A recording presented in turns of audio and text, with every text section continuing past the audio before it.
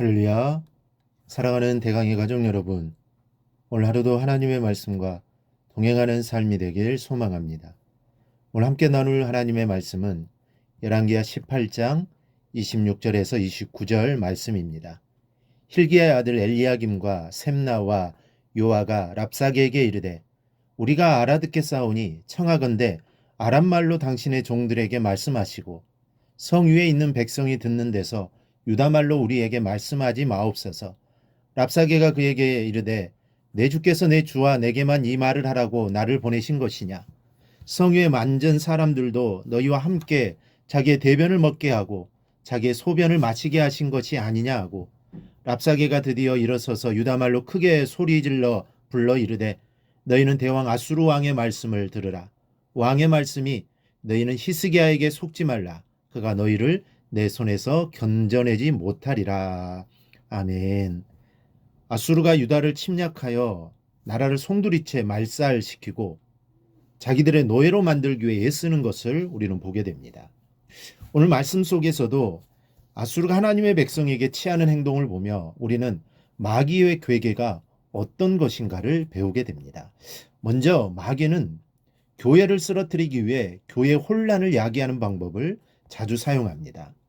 26절을 보면 hil기야의 아들 엘리야김과 셈나에와 요아가 랍사게에게 이르되 우리가 알아듣겠사오니 청하건대 아람말로 당신의 종들에게 말씀하시고 성 위에 있는 백성이 듣는 데서 유다말로 우리에게 말씀하지 마옵소서. 여기 보면 히스기야가 랍사게에게 보낸 사자들이 랍사게를 향하여 유다 방언으로 말하지 말고 아람 방언으로 말해주도록 요청한 사실이 나옵니다. 이로 미루어 보아 랍사게는 지금까지 당시 국제 공용어였던 아람어가 아니라 히브리어로 말하였던 것 같습니다. 그렇다면 랍사게는 왜 아람어로 말하지 않고 히브리어로 말하였을까요? 아람어로 말하면 히스기야의 사신들이 자기들의 말을 알아듣지 못할 것이라고 생각하였기 때문일까요? 그렇지 않습니다. 아람어는 당시 국제 공용어였습니다. 그러므로 당시 고위 관료들은 아람어를 알고 있었습니다. 랍사게가 아람어 대신 히브리어를 사용한 이유는 다른 데 있었습니다. 그것은 히스기야의 사신들은 물론 유다의 모든 백성들도 자기들의 말을 듣게 함으로써 유다 백성들 사이의 혼란을 조장하고 궁극적으로 백성들로 하여금 히스기야의 말을 듣지 아니하고 자기들에게 투항하게 하기 위한 것이었습니다. 그런데 여러분, 이러한 전략을 아주 잘 사용하는 자가 누구인지 아십니까? 이 바로 사단입니다. 사단은 주님이 세우신 교회를 쓰러뜨림으로써 자신의 나라를 확장하기 위하여 끊임없이 교회를 공격하되 특별히 교회를 혼란에 빠뜨리기 위한 방법을 자주 사용합니다. 그러므로 교회와 성도들은 이러한 사단의 관계를 알아서 교회 내 혼란이 조장되지 않도록 노력해야 합니다. 사단은 성도 간에 서로 비난하고 헐뜯게 만들며 사랑하는 대신에 미워하고 증오하도록 역사합니다. 우리는 사단의 이러한 술책을 경계하고 그가 만든 함정에 빠지지 않도록 주의해야 합니다. 우리는 주님의 말씀에 따라 일사불란하게 움직이고 오직 주님의 말씀에 따라 신앙생활을 함으로써 사단의 역사에 할 틈을 주지 말아야 합니다. 또 하나 마귀란 놈은 공포 분위기를 조성하며 괴롭히는 것을 보게 됩니다. 27절을 보면 랍사게가 이렇게 말합니다. 성 위에 앉은 사람들도 너희와 함께 자기의 대변을 먹게 하고 자기의 소변을 마시게 하신 것이 아니냐. 이 말의 뜻은 아수르가 예루살렘 성을 계속해서 포위한다면 성 안의 사람들은 결국 양식이 떨어질 것이요. 그렇게 되면 자기들의 대변을 먹고 소변을 먹으며 연명하다가 죽을 것이라는 말입니다. 그야말로 유다 백성을 공포에 떨게 하기에 충분한 협박이 아닐 수 없습니다. 이 목회를 하다 보면 여러 사람을 만나게 되는데 어떤 한 성도가 이런 고백을 합니다. 항상 교회 가고 싶은 마음은 굴뚝 같다고 합니다. 그런데 그럴 때마다 한편에서 자꾸만 마음속에 들려오는 소리가 있더라고 합니다. 너 교회 나가면 죽여버릴 거야 라는 소리가 들린다는 것입니다.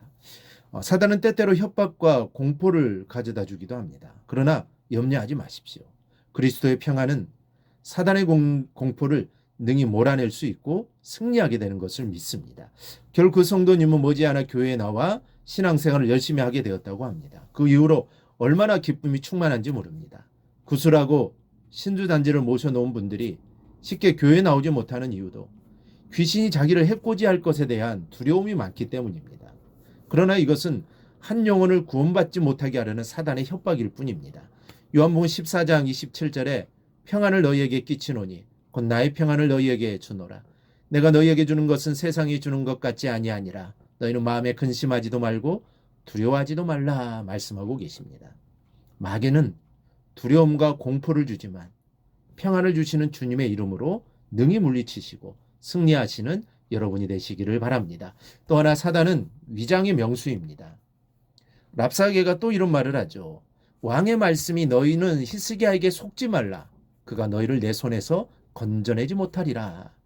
당시 히스기야는 아수르의 침략을 받아 괴로움을 당할 때 그는 과거에 뜨거웠던 여호와에 대한 신앙을 회복하고 있었습니다. 그래서 백성들에게 여호와를 의뢰하라. 정녕 우리를 건지실 것이다. 회개를 촉구하고 있었던 겁니다. 그러나 그들은 말하기를 그가 너희를 건져내지 못할 것이니 속지 말라고 속삭입니다. 고린도후서 11장을 보면 사단도 자기를 광명의 천사로 가장한다고 했습니다. 지금 아수르는 히스기야와 그가 의지하는 여호와가 너희를 구원시키지 못할 것이라고 거짓말을 하고 있습니다. 믿음 생활하다가 시험이 오고 절망이 될 때는 우리의 마음에 이런 속삭임이 들려옵니다. 기도하면 무엇하니? 지금까지 기도했는데도 별 소용이 없잖아. 교회 가면 무엇하니? 너 지금 계속 어려움을 당하고 있잖아. 차라리 그 시간에 나가서 돈이나 벌어라. 사단은 계속해서 우리를 믿음에서 떨어뜨리려고 유혹의 말을 속삭이고 있다는 사실을 기억하십시오. 사무엘상 2장 6절에 여호와는 죽이기도 하시고 살리기도 하시며 수월에 내리기도 하시고 거기에서 올리기도 하시는도다. 여러분은 사단의 괴계에 빠지지 마시고 인간의 생사화복을 주장하시는 주님을 의지하여 영육간에 넘치는 복을 누리시기를 바랍니다. 하나님이 반드시 우리를 지키시고 보호해 주실 겁니다. 이런 믿음을 가지고 살아가기를 주님의 이름으로 축원합니다. 오늘 묵상한 말씀을 굳게 잡고 삶으로 실천하며 살아내는 대강의 모든 성도들이 되기를 축복합니다.